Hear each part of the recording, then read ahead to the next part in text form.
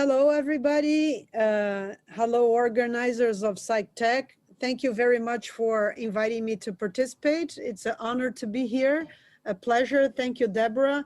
I have this dream that one day I want to visit Israel. And so I'm just putting out there in the universe, maybe in a post-pandemic world that will be happening. That's one of the reasons I accepted to participate in this forum, because I really would like to expand my networks to that part of the world. We are the Chacruna Institute for Psychedelic Plant Medicines. We're based in California, Bay Area. We're standing on Ohlone territory. I'm going to talk a little bit about what Chacruna is, and then I'm going to talk a little bit about some challenges of the globalization of ayahuasca, and I will conclude with just giving a little pitch about what we're doing and how you can support us in case you like our cause, in case ayahuasca has touched your heart, or you're a lover of plant medicines, shamanism, ritual religion, and you've somehow identified with your message. So the Chacruna Institute aims to provide public education around psychedelic plant medicines. That's our main goal. And so we try to make academic knowledge more accessible to a general audience, and try to make concepts that are dense and hermetic more digestible. But we're not just like vulgarizing or mainstreaming psychedelics. We're trying to create a very high standard and keep academic rigor and quality. The second objective of the Chacruna Institute for Psychedelic Plant Medicines is to create a bridge, a communication, an exchange between the world of plant medicine, shamanism, ritual, religion, ceremony, indigenous people, with the emergent field of psychedelic science and psychedelic assisted therapy. So we are our team of PhDs coming mainly from social sciences. A great number of us are anthropologists, but we also have sociologists and historians and others in our team. And we're trying to write about this phenomenon of traditional use of substances for this audience of biomedical doctors, therapists, and scientists involved in psychedelic, in the field of psychedelic science. And so we have been trying to do this bridge between North and South, between the English world speaking and the non-English world speaking, between anthropology and biomedicine. And our third objective, and all of them are related, is to create access, inclusion, and diversity in the field of psychedelic science.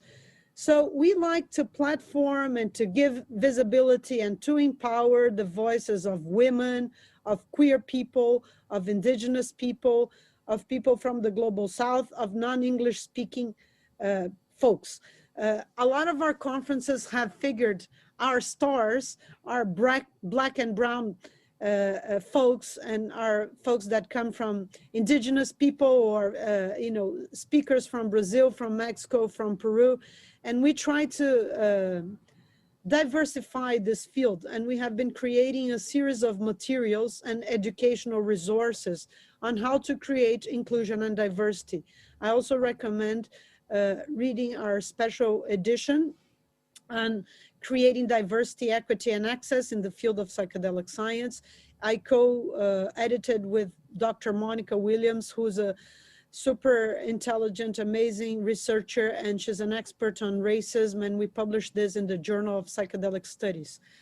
So all of this you can find out more in our website, and learn about our different programs. We have a program, we have a racial equity and access committee, and we have also a gender committee, and we have also a line of work towards women. I also recommend you check our page for our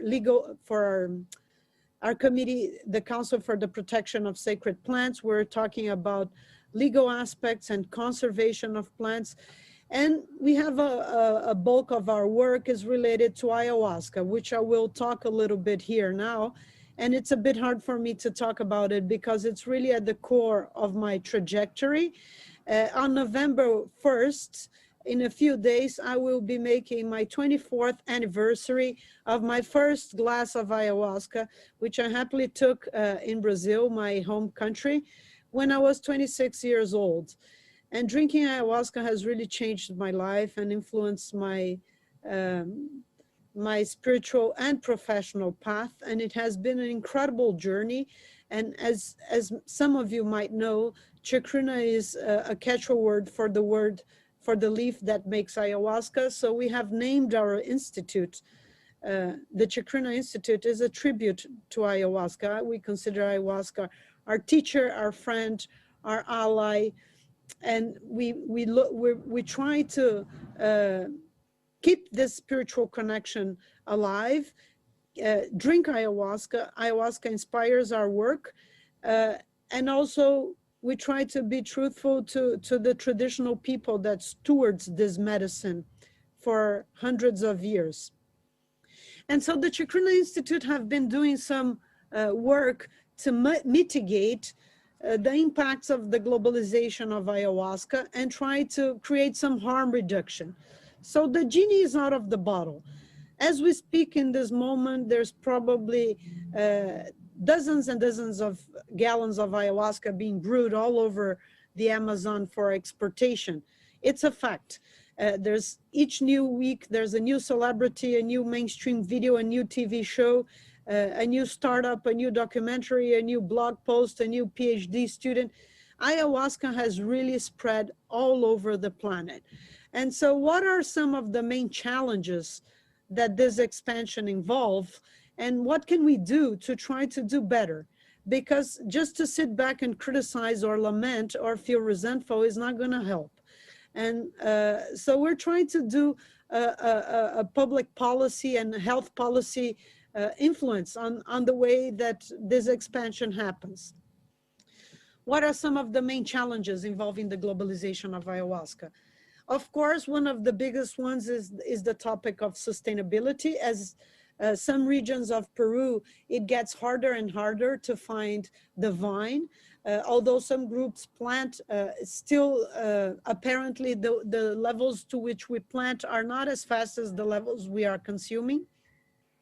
Not to talk about the fact that we're tearing down the Amazon by the minute, which also extirpates ayahuasca.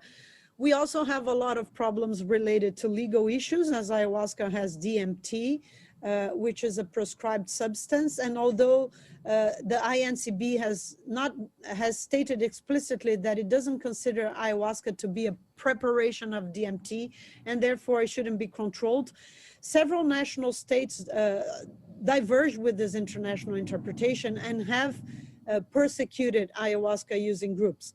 So that's another big source of conflicts. The other problem is, of course, health concerns and interaction with other substances. There's a whole discussion about this. I don't have time in my 20-minute presentation to talk all about it. I wanted to offer this big menu and some way outs. The other topic that has been creating a lot of tension and a lot of stress has to do with practitioners' ethics and training. How do people get trained, and how do they start to offer ayahuasca to others, and what are the standards for this? It's also a controversial area. The very quality of the brew is also another problem, since we have been noticing the appearance of mixed ayahuascas, including a recent research that found ayahuasca like fake ayahuasca that actually was other substances, and even including like antidepressants in it. A little bit, it can get a bit out of control. And there is all the other dimensions, which is the impacts of this in the Amazon. So the economic disparities that are being created with local communities, and the fact that a lot of these shamans that now work for retreat centers owned by foreigners end up being kind of personnel, and sometimes the cooks or the chauffeurs or the handwork but don't get equal pay, don't get recognition, are treated as a kind of token. You know, you don't know their personal names, you don't know which ethnicity they are from or which culture they are from, and they become this kind of standardized, romanticized indigenous figure. This has a lot of impacts on on local communities, including the fact that some shamans charge a lot from foreigners and lose interest in treating local folks. That's a whole other set of problems. Then there is the problem of sexual abuses in ayahuasca circles. And I hope you don't think this presentation is just about all of these negative things, because altogether I still consider that ayahuasca, you know, it's a fascinating and incredibly healing tool. But in any case, talking about these challenges, sexual abuse, the fact that a lot of these groups are really, especially the Brazilian ayahuasca religious, can be really patriarchal and have aspects that are authoritarian and involve strict gender divisions, and women have felt constantly disregarded or dismissed. Also, women shamans have been invisibilized throughout histories. And, you know, with the expansion, there is this general problem of the legitimacy of the mechanisms of control. So a kind of erosion of the traditional mechanisms that control these communities, because as you create itinerant shamans and underground communities, sometimes it's hard to have a control over them. So the last set of preoccupations have to do with what some people call cultural appropriation, or asking, there's a big discussion whether this is a kind of reinvention, recreation, culture is dynamic, culture is always in flux, culture always change, versus, you know, this is just a cultural appropriation, and we are, you know, taking something that is not ours to take. How legitimate or how authentic are these hybrid models? But there's also a lot of flux between forest and city, city and forest, so a lot of hybrid modalities. That's a whole other set of preoccupations. So what has Chacruna been doing to address some of these issues? We created some guidelines to talk about sexual abuse in ayahuasca context, and we also created a legal companion explaining to people their rights and their resources, and we hold circles supporting victims and survivors of abuse. That's one of the line of work that we have been doing. We have created a document called The Commodification of Ayahuasca, How Can We Do Better?, where we suggest to people points that they should be looking when they choose retreats. For example, does the participants' well-being take precedence over financial motivations? Another question they could be asking, are local or indigenous people being paid fairly for their services and expertise? Where are the ayahuasca and the ayahuasca-related plants sourced from? Are environmental and community concerns and efforts supported and respected? So we have created a series of publications and guidelines talking about these commodifications and the impact on indigenous people. And the other front that we have been doing a lot of work has to do with the legality of ayahuasca. I want to recommend folks this video that we have on our website, best practices on how to keep ayahuasca practices as legal as possible. So we try to teach underground communities, especially in North America, where we have a stronger presence, but we also have extensions in Brazil, Mexico, and Peru, but our base is in California. So teaching people how to try to best fit the expectations of the DEA, because the Religious Freedom Restoration Act doesn't provide a definition of religion, and courts have been left to develop their own criteria. So we're kind of trying to teach people some of the agreements that the DEA did with the UDV or the Santo Daime, the Brazilian ayahuasca religious, on how to keep your sacrament, on how to keep control of track of your sacrament, how to lock it up, how to report the numbers of people that attend your ceremonies and so forth. And so these are some of the resources that we have been creating. We just hosted a really big conference called Psychedelic Liberty Summit, where we had kind of experts from all areas. It was a two-day conference with 3 simultaneous tracks, and we're discussing exactly these topics of uh, religious freedom, differences between decriminalization, legalization, trying to create a conversation around how to move forward in terms of religious freedom or decriminalization. What are the best strategies? We're trying to help organize a group of groups to set up best standards and best practices. And so these are some of the aspects that the Chacruna Institute has been working on. I invite all of you to visit our site and explore our sexual abuse guidelines, explore the activities of the Council for the Protection of Sacred Plant, explore the publications around the commodification and the globalization of ayahuasca. And I want to conclude by telling everybody what's next in our agenda. And so we are a little bit addicted to doing conferences. I like to make this joke. I don't think that psychedelics are addictive, but studying psychedelics is definitely addictive. The more you get involved, the more you feel like studying, the more you feel like researching, the more you feel, that you're just a student on this path and you have more to learn. And so we are moving next. We're creating 2 initiatives. We are going to announce, and so I'm kind of saying this for the first time in public because we have not announced this officially yet. We're going to hold our second conference, Sacred Plants in the Americas 2. We did our first conference, Sacred Plants in the Americas 1, in Ajijic, in the state of, near the city of Guadalajara, Jalisco, Mexico. It was an amazing gathering with over 1,000 people. All the indigenous people were our keynote speakers. They had double the time than the PhD professors. Everything was free and everything was in Spanish over the beautiful lake of Chapala, which is a cardinal point in the Wixárika or Wirárika cosmology, one of the five geographical locations for them. And so our vision is to create a space for indigenous people to talk and express what are their needs. We have been also creating this resource guidelines on how to include indigenous people in psychedelic conferences. And so we're going to try to take this to a next level and create the Sacred Plants in the Americas too.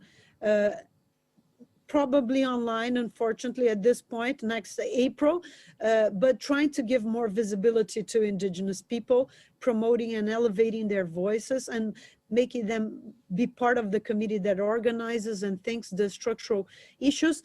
And we're also creating a resource called the Indigenous Reciprocity Initiatives of the Americas, where we are researching about grassroots organizations, indigenous grassroots groups, and what are their needs. So this is an exercise that the Chacruna Institute invites all of you to do, to create research projects that are collaborative, to take the idea of interspecies communication seriously, to adopt a decolonial or post-colonial perspective, to promote what we call epistemic justices, to include indigenous people when we talk about indigenous people, to support indigenous and Black academics, to try to diversify your your references in your bibliography, and to quote Black, indigenous, and people of color authors, to create co-authorship with Black, indigenous, and people of color authors, to promote South-South dialogues, to promote, yes, hey, forms Bia. of knowledge. Yeah. How are you, Bia? Yes. What, you got one more thing to say? I don't want to stop it. Yeah, I was timing myself, and I had 1 minute here still. Anyway, I'll conclude by saying that I invite you to visit our site, to read anthropology, to get informed, to ask what is there for indigenous people in your initiatives. If you're a startup, if you're a newcomer, if you're arriving to the space, what are you doing to give back to the indigenous people? What are you doing to support the grassroots organizations that build the pillars of this foundation of the psychedelics renaissance? We need your help. We need your support. We're dreaming to find new partners. We're dreaming for new donations. I hope you join us on social media. You can follow me on Twitter, Instagram, or LinkedIn, and learn about our initiatives, join our conference, sign up for our newsletter, donate for us. Thank you. Big hug to Israel. Thank you, Deborah. Thank you for the space. Thank you. Thanks so much, Bia. Firstly, I want to wish you happy anniversary for your ayahuasca drink. So we'll definitely celebrate that when you come to Tel Aviv. And I also wanted to just comment on, I agree, becoming a student is addictive. I am definitely a student at the beginning stages. You are definitely one of my teachers. Thank you for sharing all of your words. Everybody, go and check out Chacruna's booth at the expo. Donate to them. They're an amazing course, an amazing resource of information, and they do an incredible job. So thank you, Bia.